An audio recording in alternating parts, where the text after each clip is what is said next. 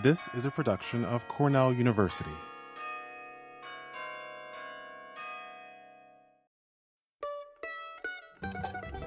Welcome to the podcast of Mann Library's Chats and Stacks Book Talk series. In today's talk, originally given at Mann on Thursday, March 31st, 2011, Cornell Professor of Education Scott Peters discusses his book Democracy in Higher Education, Traditions and Stories of Civic Engagement. Professor Peters presents oral history profiles of a dozen Cornell faculty members and their public engagement work, illuminating and defending an underappreciated tradition of civic professionalism in higher education. Hello. This is going to be a little bit interesting and fun because some of the people who are profiled in this book are sitting in the audience. So, hi, Marvin. Hi, Tom. And so it's a few other ones who were interviewed for the research we did. Before I start, I want to acknowledge and thank Neil Schwartzbach. Where is Neil? Neil was my partner in doing this project and was a tremendously good, gifted interviewer and thinker. And I had a tension, we had a tension between us, between sort of the dark and cynical piece of our thinking about the world and the hopeful and positive and optimistic. And I think that tension played out quite well. And I think is represented in the book. So thank you, Neil. I wanted to acknowledge your work. What I want to do today, I created this book with Neil and others, and I also know that I saw Allison here somewhere. Allison Jack did one of the interviews for the book. She actually interviewed Anu, who's in the book. This got more than a little bit of awkwardness to it, this whole thing.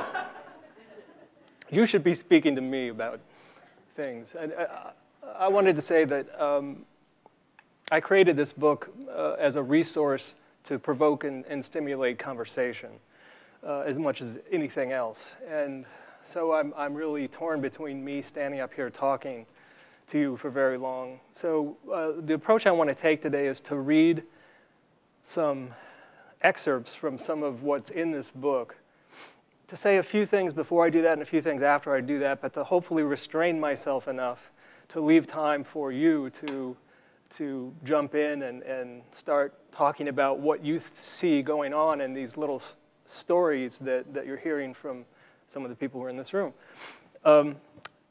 So that's my good intention. We'll see what happens here with how I get going on this. I want to say first that this book emerged out of international interest and conversation in higher education's public mission and public purposes. This has gone through, in the United States, there have been periods of interest in this theme, starting in the mid-19th century, when people were agitating about the need for higher education to be more connected to ordinary folks. And as most of you, I think, know, that led to the passage of the Morrill Act in 1862 and the creation of the land-grant system. But there have been other periods through American history when people have become very interested in higher education's role in the world and its contributions to the world, and they've been talking about how we should understand that, how we should pursue that. We're in another one of those periods now, and it's a little difficult marking off the beginning and ends of these periods, but I would mark the beginning of the period we're in now in the 1980s, when there began to be some agitation and interest around people's sense that maybe higher education wasn't doing such a great job with teaching, particularly for undergraduates, and maybe it wasn't doing such a great job contributing to the well-being of the country and people and communities. Service learning emerged out of that. There was a strong student-led volunteer movement of folks. They created something called COOL, the Campus Outreach Opportunity League. Campus Compact in many ways emerged out of that, which is now still in existence and thriving. There's another national organization that Cornell's a member of is Imagining America, which is devoted to helping scholars in the humanities and arts to become more engaged in contributing to the world. Number of books, many conferences, all across many fields. So we're in another one of these places where people are talking about this. This book emerged out of my interest in that topic, my engagement in conversations in that topic, And it emerged, actually, one of the points it emerged from was a little epiphany moment I had when I heard our former president, Hunter Rawlings, give the State of the University address in 2001. And in that address, he said that Cornell was a great private university with a public mission. And I underlined that in the copy I printed and downloaded from Cornell's website, and sort of kept coming back to that. And the more I thought about it, the more I realized that that sentence didn't really speak for itself in terms of helping us understand, okay, we have a public mission, but what is it? And as I thought more about it, the fact that that wasn't self-evident, and the president did not go on to define what it was, I also realized that we talk about things like this oftentimes in terms of our views and opinions about what something should be, or our sort of cynical criticisms. I don't want to pigeon Neil as the only cynic in the room. I'm cynical a lot as well. I'm sure most of you are. The cynics who want to criticize institutions for not living up to their public mission. So there's a whole line of conversation that comes from that. But the more I thought about it, the more interested I was in not hearing and understanding people's views and opinions about this, but trying to learn what it looks like when somebody's actually pursuing it. How is the public mission of Cornell or any other university, how is it actually pursued in practice? What are people doing when they're doing the public mission? That kind of question led me to see that if we're going to figure out how to answer it, we're going to have to find folks who are actually doing it, and we're going to have to draw stories out of them, have them tell us, what are you doing? Tell us a story of how you're engaged somehow. There's a whole field of narrative inquiry and a process of doing interviews that are called narrative interviews, and this is where I situate a lot of my work, and this project, given that question that I came to, really fits that quite well. So I got some funding from the Kettering Foundation after writing a grant, and I hired Neil, and we did a big survey and ended up deciding to look just at the College of Agriculture and Life Sciences here at Cornell. We were about to celebrate our centennial. It seemed to be an opportune moment to be raising this question. We got, I don't know how many names we got first, 150 some names of people who were nominated by department chairs and others as exemplars of public engagement in this college, which is a remarkable thing to show how many people turned up on somebody's list as these are folks who are really engaged out there in the world, and we were looking for that specifically. We whittled that down and ended up doing 44 interviews. And then we were faced with the thousands of pages of transcripts. And with my mentor and friend John Forrester's guidance, we edited a number of these into profiles. And all of these, by the way, were being done by both students and Neil and I. So this was a very collaborative process of producing all of this. So looking at this mountain of stuff and trying to figure out what to do with it and what we could learn from it, this is what came out of that. And I have quite an enormous sense of what's missing from this in terms of how much I learned from this project and from the profiles that are in this book, how much more there is to learn from it. But as I mentioned earlier, I created this in part as a resource so other folks could read them and ask themselves, what do we see happening here? What do we learn from these profiles? So you can see, obviously, I can go on for a long time about all this stuff, and I don't want to do that. So let me now transition here. So the development of this book led me to believe that all of these profiles, but a number of them, were important and powerful enough for what they showed us and what they could teach us that we needed to put them out in the world and publish them so that other people could read them. So this book began with the idea that we'd find about a dozen of those 44 interviews that we could edit into profiles and put as the heart of a book I then did a lot of interpretation and framing and analysis and all of that on the front and the back end of the book. But the heart of this book are the stories that the folks tell who we interviewed. And when we did these interviews, we did them as approximately 90-minute interviews, a third of which was the answer to the question of how did you end up, Tom, as a senior extension associate here in Cornell in the Department of what is it called now? Applied Management and Economics. That's right, it's called the Dyson School. So the first third of the interview was the answer to the question of how did you end up here? And I can tell you for Tom, the longest answer to that question is Tom's, actually. A great storyteller. He is a great storyteller. And very interesting description of his life journey and how he ended up in that position at Cornell. So almost a full third of these profiles are life stories. The middle third was a response to tell me a story about a piece of work you're doing that's important, and there was a lot of pre-work done to get that arranged before we did these interviews. And the last third was the response to the question of what do we learn from this story you just told us? What is it? What's the lesson here? What does it add up to? This is kind of the person's own interpretation of their own stories we were inviting in these profiles. So when you see these profiles, that was what went behind them. That was the process that went into them. So what I want to do now is read a few excerpts from some of these profiles because everything I've said so far is abstract. And so now, what do these look like? What's in these profiles? Let me read a few of these so you can see that.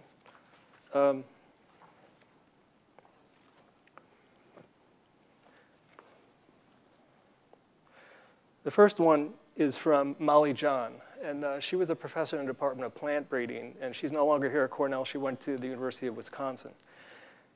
And in telling her life story, there's some wonderful moments we get in these stories. Her great-grandfather was a plant breeder, and she didn't discover this until she was in a great moment of crisis about her life and career. It's a wonderful story. But she was at MIT and had an NSF grant to do graduate work. Really, student who was doing really well. I know there's somebody in her department who's here. I got to say this too. I'm going to prevent some of this, but there are backstories to every story in this book. The people you meet in these profiles, you're only meeting one side of them from their perspective. There are many other sides. So we're introduced to them in ways that show us a part of them, but not all of them. So there's complexity to every person in this collection. Anyway, Molly was at MIT and had gotten very disillusioned and was beginning to tell the story of how she ended up here at Cornell. So I worked at MIT for 2 years without losing my NSF funding. I had a really wonderful experience. I discovered that I liked running the lab, but that I was going to need to do something else. I did all these fun things like winter botany classes and this and that. And I thought, there's more to what I want to do with my life than this. This is probably as good as it gets in this category of job. She had a technician job after she had decided to drop out of a PhD program at MIT, which was like a really big deal because that was the top program in the country at the time. So I thought about plants and everything else, and I thought, what am I going to do? And I decided that I wanted to work on disease resistance because that would address issues of pesticides and human health as well as environmental safety.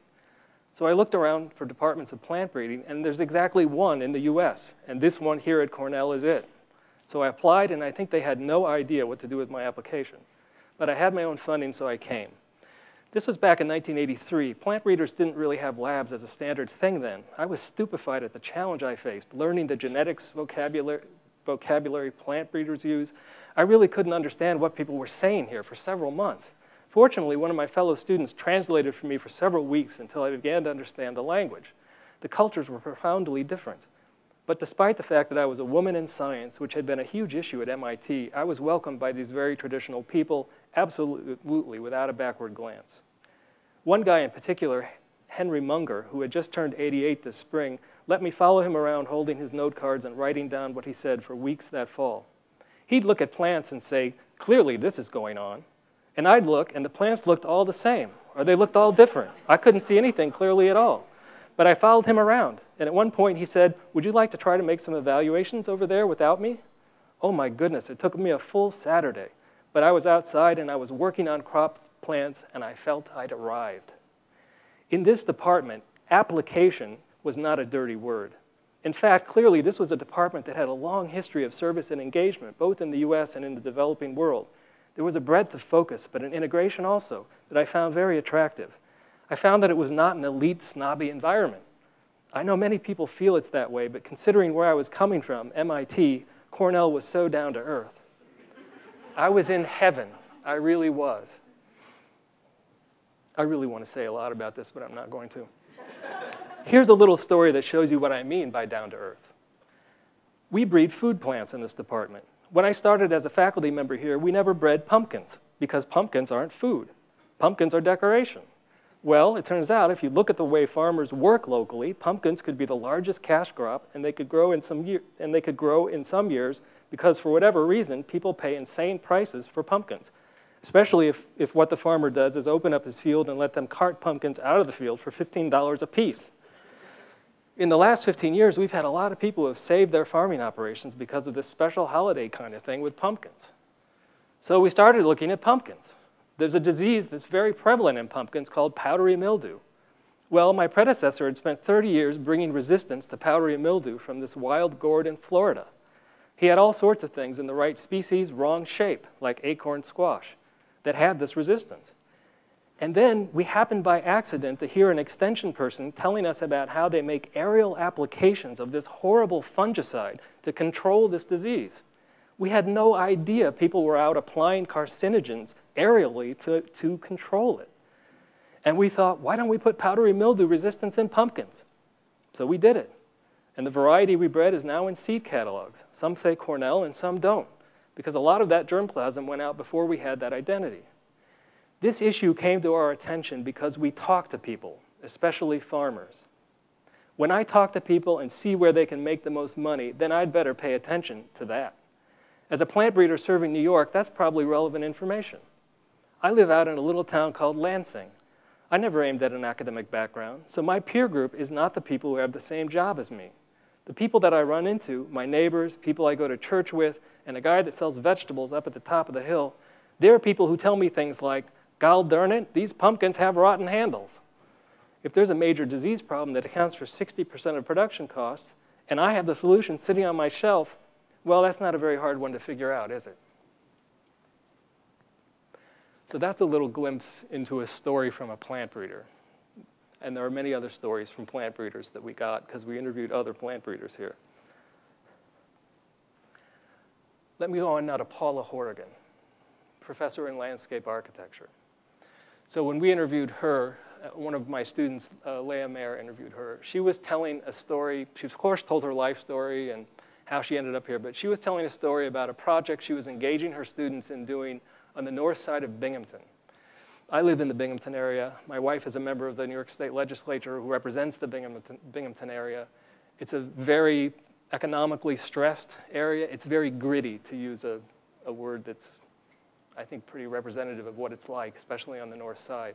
So Paula organized this relationship with a community group called I think it was called the Communities of Shalom, which is a faith-based organization that was trying to do participatory planning. And she engaged students over the course of a semester in working with the community members to help develop a plan for the north side. And she was doing this as an effort to help students not only learn the skills of planning, but also to learn the ethics and commitments of community-based participatory planning, which Paula is committed to teaching. So this is a passage from her talking about that. The way I think of myself has shifted a lot. I'm not professing. I'm mentoring students and community members. That's the other part of this that's messy. All of these relationships are built. I met with the Shalom group a lot this past summer. Some of them are local leaders from churches. Others are members of the community or members of the churches. Because of the nature of this whole project, because they are committed to their communities, they are much more a part of that place. It was interesting recently because we were at City Hall. Phil Stanton shows up. He's very active in this community. He doesn't have a car. He had a stroke. He doesn't have any front teeth. And he shows up to our meeting at City Hall, and it's like you can hear people thinking, he doesn't belong here. But Phil Stanton is willing to step into that scene because he wants to make sure that they're going to get what they need for the North Side. He's extremely bright and extremely committed, and he's a very important part of the community. He presents himself as who he is. He cannot afford to get his teeth fixed. He's not that old. He's probably in his late 50s. He's been married twice. He apparently was very athletic, and he was a Vietnam vet, and he had a stroke at a pretty young age. He has probably had a pretty hard life. The stroke left him with one arm that is numb, and he can't use it, and with a limp. He can move around, and he has somewhat slurred speech. He has to wear a sling all the time, and he walks strangely because he had a stroke. So this guy shows up, and he's like a representation of the community just physically. He's a local person, and he represents all that the North Side is. People who have been around for a while and who don't have a lot of economic flexibility and don't have a lot of mobility either. They don't have cars. This is a big issue there. They don't even have a supermarket. The closest place that people can walk to is Kmart. A lot of people are getting their food, their nutrition at Kmart. They're not getting fresh vegetables and things like that. Then you get to know Phil Stanton, and he's an incredibly committed social person with this incredible consciousness. He's very involved with his Methodist church because they are very liberal and accept gays and lesbians. His best friend is Sheila, who is a gay woman who's very much engaged with the community too. He's got an incredible open mind. He's very critical of city government. He's going to peace marches in Washington now. He's got a very definite social agenda. He's very bright. He was very involved with our meetings to make sure that there was local representation there. After one of the first meetings, when he realized that there wasn't anyone from the Muslim community there, and there are a lot of Muslims on the North Side, he went out of his way to get a couple of people to come to the meetings. He called me and told me about a young woman who he thought we should invite. Basically, he made sure that she got there. He asked me to call her too and invite her, and then he made sure that she got picked up and driven home so that she could participate. He also wanted to make sure that there were young people there representing high school kids in the community, so she's very much engaged. He's very much engaged. He just wrote me an email the other day. It said something like, the Burger King has closed, the bowling lane is gone, help! Everyone is leaving the community economically, so he's really very engaged with what's going on there, and he has no fear. That's what is amazing to me. He's not afraid of how he looks or who he is. He's ready to step up to the plate and do what it takes. He came to Albany last week and comes to all the meetings. He's very sensitive to who's involved and how to involve them. That's why I'm interested in doing these projects for people like Phil Stanton and Sheila. There is another character, Bob. I'm always surprised that he's still around. He must be about 70, and he's still trying to finish his high school education. He had a learning disability when he was young. No one understood it. He never got to finish high school. He has an incredible memory, but apparently he's had a hard time with reading and writing, but he's very committed to finishing this. Physically, he's kind of a wreck too. He comes to all the meetings. It is hard to work with people like Bob, but it's important that they are there and that the students experience them. It's one thing to find out that there's a neighborhood of people who don't have a grocery store and don't have cars. It's another thing to be in the same room with them.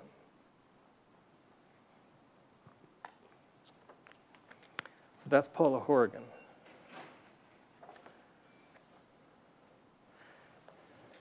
All right, I want to read one from Marvin's profile. I hope you don't mind, Marvin.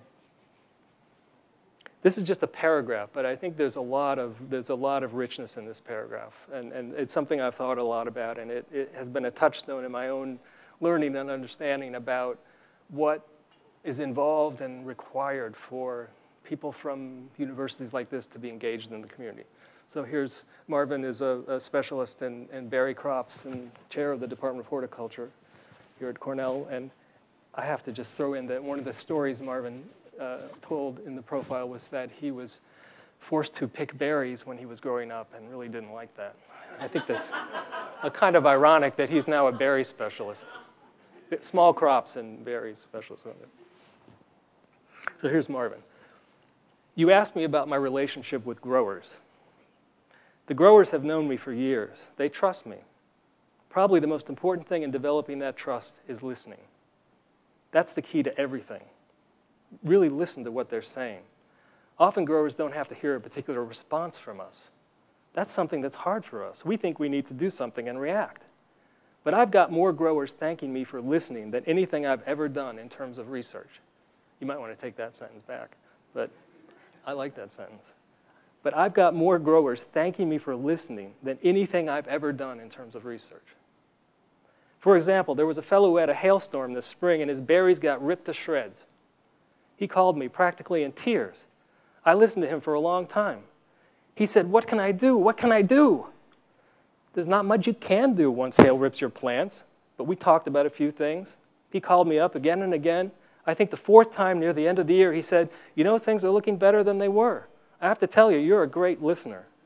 It was really wonderful you took the time and listened to me. It was the best thing you could have done for me because I was ready to cash in. I was ready to quit farming on the spot, he said. To know someone is at Cornell just willing to listen, that's really important to me. I felt good because I had been feeling inadequate. We want to solve problems, and what do you do when hail rips you out? You can't spray for it, you can't change the cultural practices, and you're just a victim of circumstance. Listening was a good thing in this case.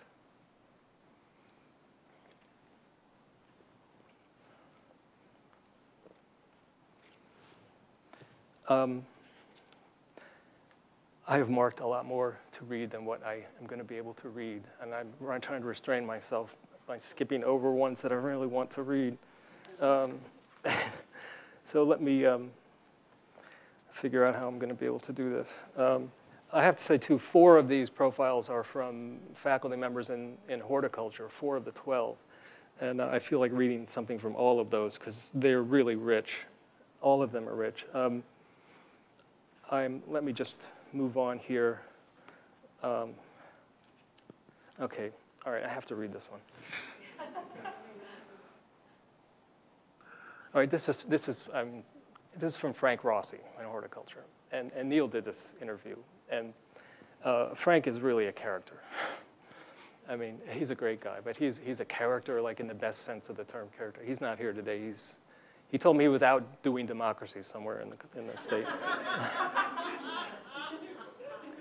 So Frank's character really comes out in this profile. He's a feisty guy born in New York City and Italian-American, very Italian-American. And he's got really funny stories of how he ended up here at Cornell. But even though Frank tells us in the opening paragraph that his job is disseminating information, everything in the profile is basically about him inserting himself between warring parties that are yelling at each other and throwing bombs and trying to negotiate and mediate between these actors. And for Frank, who works on turf, often a lot with the golf course industry, as he puts it, the groups are the environmentalists who are concerned about pesticides use and legislators and policymakers and the agricultural companies and chemical companies and the golf course industry. So all these groups have different interests, and Frank is not just disseminating information to them. I can tell you that. And that's one of the joys of doing this project, is that these stories just blew open our narrow understandings of what people like Frank, you might think somebody who's working on grass is actually doing out there in the world. So here's a little snippet from his profile.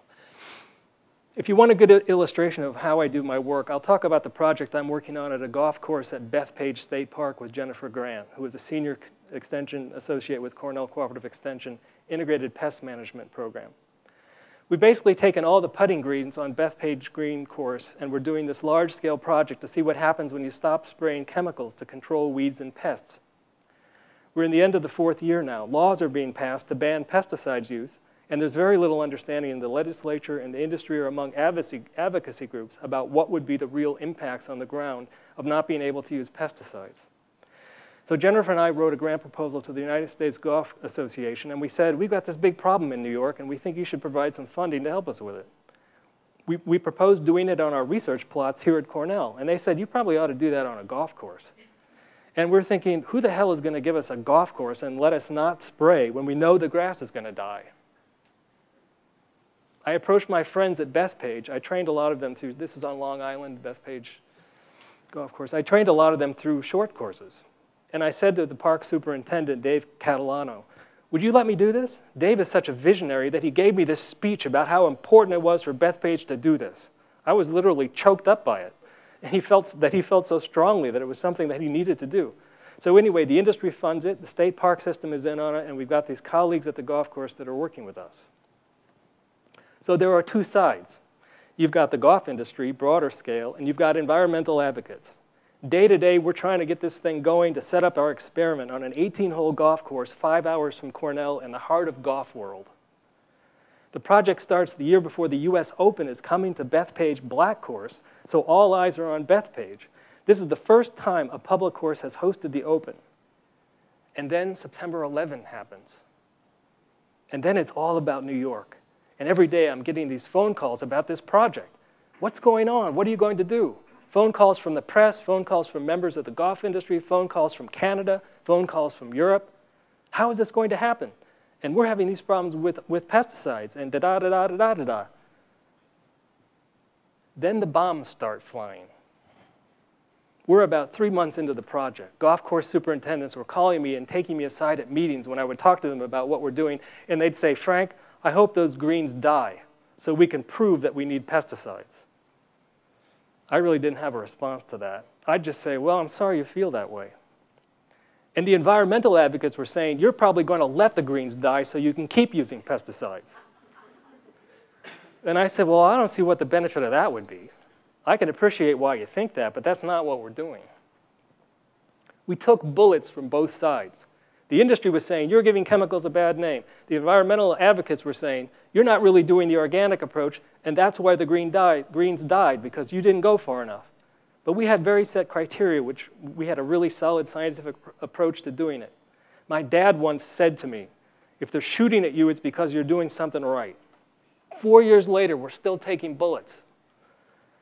When we began to release the results of the project that were really credible, legislators across the state started to look and say, we have to visit this golf course. They went and they saw that the 6 greens that we didn't spray died, drop dead. I have the pictures. They're very dead from very simple problems that pesticides would have solved. It wasn't unexpected. We tried to keep them alive by doing a number of other practices, including using products that had been shown to work experimentally. But what might have worked in research plots didn't work in the real world. You've got 55,000 golfers a year over that golf course. It is a totally different environment than a research plot, even when you might be simulating golf traffic. 6 greens died the first year, and it created a lot of problems. Revenue went down for the golf course. And Dave, our park superintendent, who said we could use the golf course, said, you know what? You can't do that a 3rd year. We have to do some mitigation here. So we did some rescue treatments. Now we're in our 4th year, and we've come off non-chemical approaches.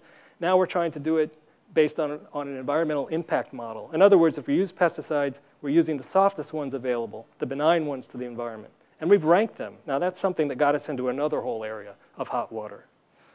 I'll stop it there. The story goes on with other dimensions.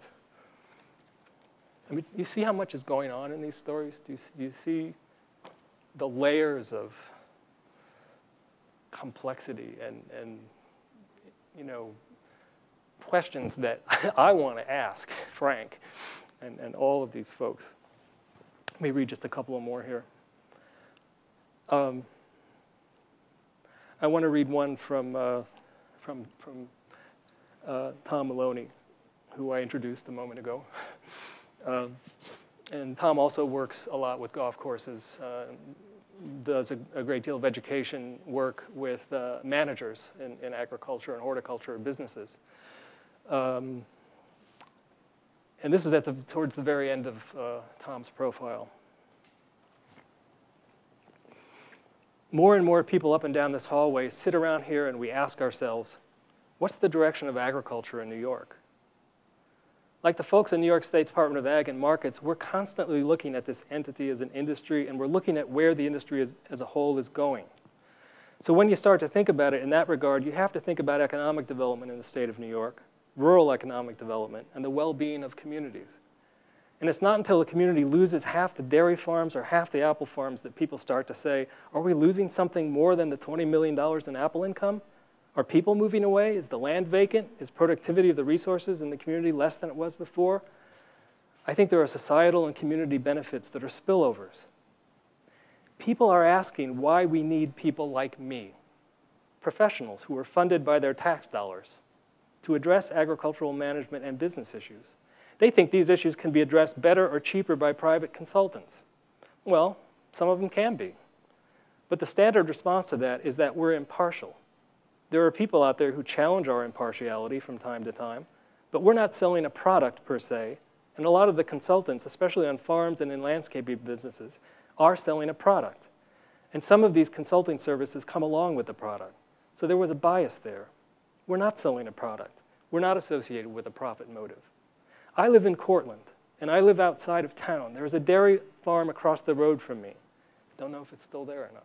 There's a dairy farm across the road from me. There are field crops all around my property. My family and I like that community, and we want to see farmers survive in it. We want to see the landscape businesses do well. We don't have any fruit farms where I live, but I think New Yorkers would like to say they want to see the apple industry recover from a very difficult financial time and still be able to drive on Route 104 near Lake Ontario and drive through orchards. I personally don't want the landscapes of New York all to be Blockbuster video stores and Applebee's restaurants and comfort inns. That open space is something that's really valuable. As our 7,000 dairy farms in this state diminish, we need to replace them with something that is equally acceptable to us. And so to the extent I can, I want to help people keep in business, doing what they're good at, doing what they like to do. Not all of them will make it, and maybe that's not such a bad thing. But to evolve to a state that is still producing food and has landscapes that are valuable and attractive to all of us is what keeps me going. One last one, and then I want to stop. And this is from my friend Anu in the front row. And her profile is a two-part profile. I did the first part, and Allison Jack did the second part. So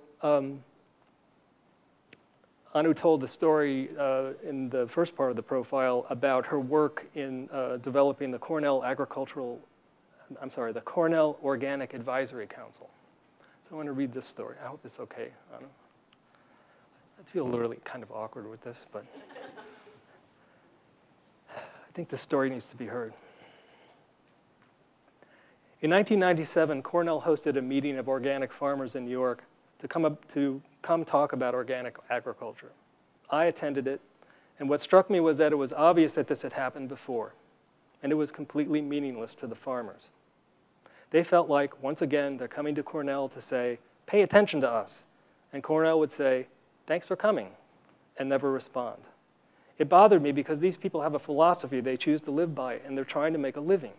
There are fewer of them, and they don't have large amounts of acreage, but they deserved attention, I thought. What's the point of this? We can come up with all these lists of things that people have done at Cornell and they think are relevant to organic farms, but the fact is they're not. So the year after that meeting, I created the Cornell Organic Advisory Council. I invited key farmers and faculty members on campus across all departments who had some interest in organic agriculture to meet together and to design a research and extension agenda. This group provided a way to reflect on an idea and to focus its objectives. It generated mass amounts of support from growers, which has resulted in letters of support for project proposals. I wanted the Organic Advisory Council to have a mission.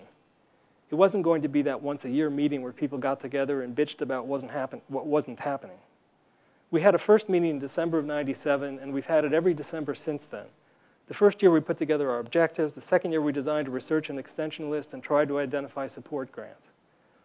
At the advisory council meetings, I was both the facilitator and the organizer. I did it all. I wanted a strategic way to spread information to people in the community as well as to share things about Cornell with those communities. At the initial stage, we invited people from several regions of the state based upon how the Northeast Organic Farming Association of New York, NOFA, set up its regional districts. Our goal was to have a couple of representatives from each of those areas participate, and then go back and share with their regional groups. Brian Caldwell, an extension agent, and Steve Gilman, a farmer, were co-chairs. They helped facilitate the meetings. Steve could say things to farmers that I could never say, like, shut up, you're going off topic. Any of them could say things to each other or their peers that I couldn't, based upon trust and the negative view of Cornell as being disconnected from their community. Early meetings had a lot of back and forth. It was disheartening because there were some growers who were angrily saying, why do you want me here? You never pay attention to me. It took a while to diffuse that by talking, by being consistent, by coming back to them and saying, we still want to hear what you're thinking. Because you don't agree with us doesn't mean we don't need to hear it. We developed relationships with others in the community who actually could talk to particular people and help to diffuse the tension. We'll never get past Cornell, the institution, with some people. One of my objectives is that it should be about Cornell, the individuals.